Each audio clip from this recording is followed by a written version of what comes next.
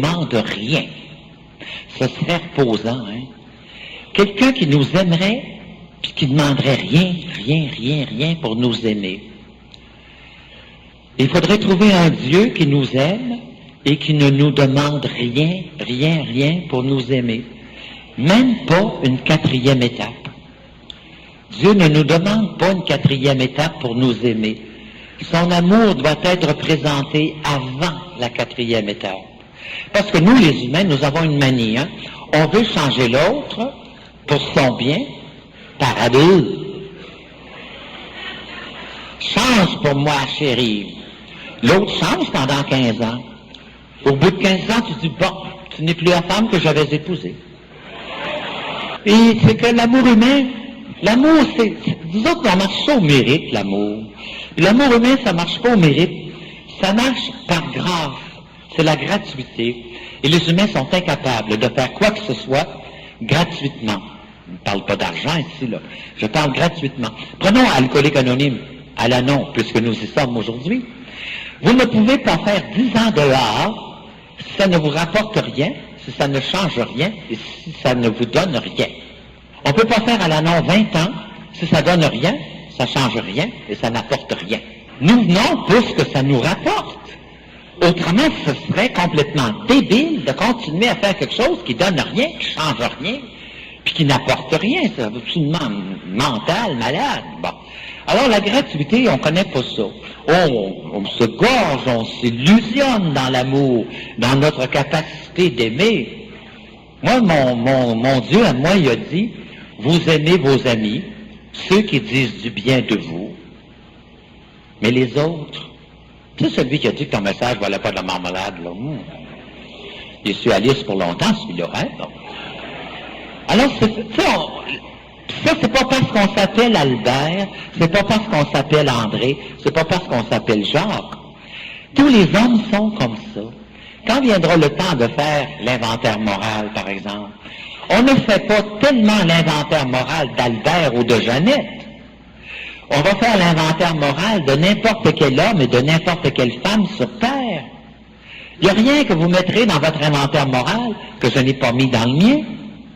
De l'orgueil, j'en ai mis, vous en mettrez. De la colère, vous en mettrez, j'en ai mis. De la médisance, parler contre les autres, j'en ai mis, vous allez en mettre. Parce que c'est la chose la plus agréable au monde. Ah, ça, c'est extraordinaire. Le téléphone sonne, tu as ton manteau sur le dos, tu dis, je partais, je te rappelle tout à l'heure. L'autre dit, tu sais pas qu'est-ce qui est arrivé à une telle? Hein? Attends un peu. Mettez un café, on allume une cigarette, on jase. Quelle délivrance! Enfin, l'enfant de chien! C'est ça, être humain, aussi bien en rire. Dans un inventaire moral, nous allons inscrire des défauts d'hommes et de femmes. On n'inscrira pas des défauts de cheval.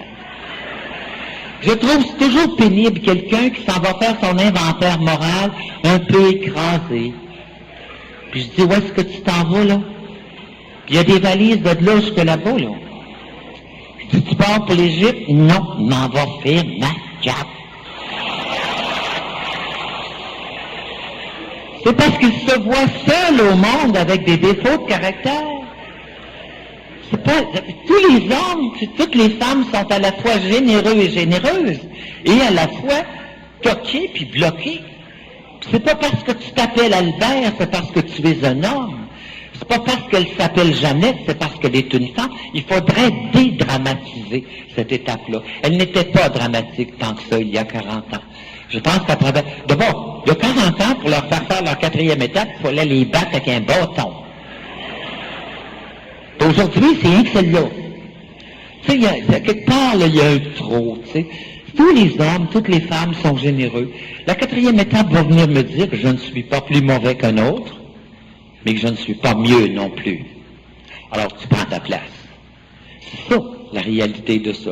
Et puis, c'est doux, cette 4e étape-là. Parce qu'après tout, avoir des défauts et des qualités, c'est normal pour des humains, mais nous courons à la perfection. C'est une de nos manies, la perfection.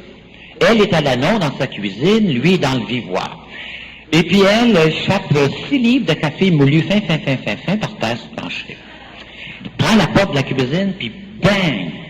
L'autre dans le vivant, ouais, c'est beau de voir comment est-ce que tu mets en pratique notre beau mode de vie. Là, on n'est plus capable de vivre, on ne peut plus respirer. T'oublies tes clés chez Eaton, on n'est pas guéri. Et t'oublies un paquet dans ta voiture, tu fais de l'ivresse mentale. Bien trop, là, ça n'a pas Alcoolique Anonyme n'a promis à personne qu'on n'oublierait pas les clés dans l'auto. C'est une recherche de perfection. Puis là, moi, je travaille sur moi, puis je me cherche, puis je découvre dans mon moi-même des... Où est-ce qu'il y a easy d'osite là-dedans, là? Nous avons pleinement consenti à ce que Dieu nous transforme. C'est-tu toi Dieu, ça? Non! Débarque. Va au cinéma, va te reposer. Laisse travailler l'esprit, va faire un tour. Hein? Puis les défauts et les caractères, c'est normal. Puis il faudrait se donner du temps. Beaucoup de temps. Combien de temps? Il y en a des fois qui me disent, j'ai 1 an, là, puis il me semble que j'avance pas. Mais oui, t'avances. C'est parce que progresser spirituellement, c'est comme un arbre qui pousse. Moi, j'ai habité le même appartement 22 ans. Je viens de quitter là, mon appartement pour aller m'installer chez des amis merveilleux à Saint-Colomban, près de Mirabel. Mais mon arbre, je l'ai vu grandir pendant 22 ans, et puis je l'ai vu, puis je l'ai pas vu. Quand je suis arrivé, c'était un petit chicot, puis quand je suis parti, il y avait des belles feuilles, là, puis il était gros, puis important, puis gracieux. Puis ça s'est fait, on n'a pas eu connaissance. Mais les gens veulent mettre le doigt sur tout, puis ils veulent savoir quand est-ce qu'ils ont avancé, puis juste, puis ni. Laisse aller. Easy does it. Easy will do it. Le easy, il faudrait l'avoir. C'est doux, la vie spirituelle. Il faut se donner au moins 50 ans. Dans le moins. Parce que toute autre vision est fausse. Supposons que nous avons tous 30 ans d'âge ici dans la salle. Dans 50 ans, nous aurions tous 80 ans. Et vous pensez qu'à 80 ans, nous aurons la faculté d'aimer de façon parfaite, la patience infinie, la générosité sans borne. À 80, on va être à peu près aussi fou qu'on est là.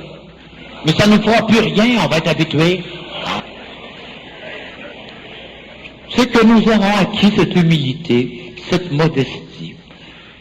Pour savoir qu'être homme, être femme, c'est avoir des limites. Bien sûr, nous allons évoluer. Un progrès plutôt que la perfection, hein? Mais dans l'ensemble, devenir un homme, devenir une femme, c'est toute la vie. Et nous n'y parviendrons jamais, parce que Dieu seul est parfait. C'est quoi qui a perdu l'homme? Parce qu'il voulait être semblable à Dieu. L'homme n'est pas capable de supporter qu'être homme, c'est avoir des limites, puis c'est être bloqué dans l'amour. Si on acceptait ça au départ, moins s'illusionner, la vie nous semblerait plus réelle. On vivrait moins dans un rêve. La vie, il n'est pas facile de vivre. C'est une vérité banale que peu d'hommes et de femmes sont capables d'intégrer. Parce qu'on a Dieu dans sa vie, on veut que la vie soit facile. On voudrait, parce qu'on a Dieu dans sa vie, ne plus être jamais malade, toujours avoir un emploi, qu'il n'y ait pas de récession. Et là, on est en récession. En 1960, ça allait bien. C'est pas Dieu là, qui agit dans ça, c'est l'économie, puis le temps. Hein. Alors, se laisser porter par ça, puis les événements, puis notre besoin d'être aimé, essayer de le combler par Dieu, c'est ça. Si Dieu est amour, notre besoin de tendresse, et puis tout ça. Alors, on se donne 50 ans pour se laisser aller dans tout ça. Puis l'amour, nous autres, on marche ça toujours au mérite. Et puis, on n'est pas capable d'aimer, nous, les gens tels qu'ils sont, avec leurs défauts et avec leurs qualités. Qu'est-ce que vous pensez que Dieu aime en chacun de nous ici aujourd'hui? Vos défauts? Les miens? Mes qualités? Vos qualités? C'est niaiseux, c'est pas l'amour qui analyse comme ça. Ce que Dieu aime en chacun de nous ici aujourd'hui, c'est toi assis sur ta chaise. Qu'est-ce que vous aimez dans vos enfants, vous autres? Leurs défauts? Leurs qualités? Ben non, ce que vous aimez dans vos enfants, c'est vos enfants. L'amour n'analyse pas comme ça. C'est cette analyse tout le temps, là, puis les croches, puis le moins, puis t'en recherches. Laisse aller, aime-toi avec tes défauts, tes qualités. Moi, quelqu'un vient chez nous et me dit, j'ai tous les défauts du monde, puis j'ai un caractère de cochon. Bon, moi, je dis, tu vas tout garder ça, puis je suis bien sérieux, là. Mais lève tes manches avec ton caractère de cochon. Va aux alcooliques anonymes. Donne la main à celui qui arrive. Viens lire les étapes en avant. Prépare un pain sandwich pour un anniversaire. Donne le meilleur de toi. Fais-le pendant 5 ans, pendant 10 ans, pendant 20 ans. Puis c'est ça qui va te décochonner le caractère. C'est en vivant la générosité qu'on devient généreux. C'est en vivant la tendresse qu'on devient plus tendre. C'est en vivant l'écoute aux autres qu'on devient plus ouvert à l'écoute. C'est comme ça qu'on grandit. C'est pas en se repliant sur soi, en s'occupant de soi, puis alors là, puis mes pilules, puis personne ne m'aime, puis moi ne me comprenne dans mon cas. Puis si ça continue, je vais me suicider, puis le service aura lieu jeudi. Là, j'arrivais ailleurs, voir un autre psychiatre, je recommençais. Là, puis moi, puis vous comprenez, puis dans mon cas, puis personne ne m'aime, puis moi, puis mes pilules, puis docteur, puis papa, puis maman, puis là, je vous le dis, je me lancerai du haut de la tour Eiffel, puis le service aura lieu jeudi. J'ai passé ma vie à mancher de main. Sortir de soi, apprendre à se quitter, et se tourner vers Dieu, c'est déjà se tourner vers l'extérieur de soi, et commencer à vivre dans une autre dimension. Puis l'amour, ben, nous autres, on cherche à mériter l'amour chez les humains, toujours. Nous ne sommes pas capables d'aimer par grâce. Personne n'est capable d'aimer gratuitement pour rien. Le mot grâce n'appartient qu'à Dieu. Dans un discours philosophique, j'ai enseigné longtemps la philosophie à des élèves. S'il me fait un discours sur la grâce et puis il intervient avec le mérite, il faut mettre 0 sur son devoir. Il n'a rien compris du cours. Parce qu'une grâce a fait le mot gracieuseté. Gracieuseté de la maison Eaton.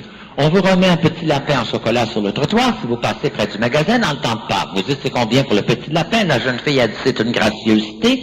Vous dites c'est combien pour une gracieuseté? Elle dit arrive en ville et pas. Bon. C'est pour rien. Bon. Puis nous autres, on n'est pas capable d'aimer pour rien. C'est impossible. Un homme dit j'adore mon épouse. Demandez-lui pourquoi. Elle est jolie, elle a forme de tendresse, elle est douce et bonne avec les enfants. Il ne peut pas l'aimer pour rien. Elle n'a pas de bon sens. Elle est assise là. Puis je lui demande pourquoi tu aimes ton épouse tant que ça qui est assise à côté de toi. Et elle attend là. Puis lui, il sort, ben c'est-tu là? Ah ben, tu pensais? Je ne sais pas. Tu vas savoir pourquoi ça sort, par exemple? Elle va dire, t'aurais pu dire quelque chose de gentil, épais. On ne peut pas aimer pour rien, voyons donc. Et puis se laisser aimer, accepter d'être aimé de Dieu pour rien. Ça, c'est dur. Parce qu'on veut toujours mériter l'amour. Vous le savez, vous êtes amoureuse, hein? Une couche de fond de teint, 2 couches de blush on, une couche de eyeliner, la brassière qui coupe puis qui étouffe, la gaine qui fait mourir, les talons aiguilles, puis le bonhomme, la bédaine par en dedans, puis le gros char, puis les fleurs, et puis ça, on y voit à l'amour, hein, bon. Parce que faut entretenir l'amour, c'est bien sûr. Et puis au départ, vous savez, l'amour n'existe pas. On s'illusionne. Savez-vous quand est-ce qu'on sait qu'on s'aimait? C'est après 40 ans, quand on est resté ensemble et qu'on ne s'est pas quitté. On sait alors que notre amour était assez fort pour surmonter les difficultés, assez fort pour accorder les pardons. C'est quand on a fini qu'on sait qu'on s'aimait. Au départ, l'amour est à construire. Il y a des possibilités, il y a des rêves d'amour, mais il faut le construire. Et c'est à la fin qu'on sait qu'on s'aimait. C'est jamais au départ. Puis il y a une façon de mesurer l'amour. Une seule, c'est le pardon. Il n'y en a pas d'autre. C'est la seule façon de mesurer la quantité d'amour. Vous croyez que votre mari vous aime parce que vous apportez un beau manteau de bison? Oui, sûrement, je le pense bien. Vous croyez que votre épouse vous aime parce qu'elle est toujours présente à la maison, elle prépare de bons repas?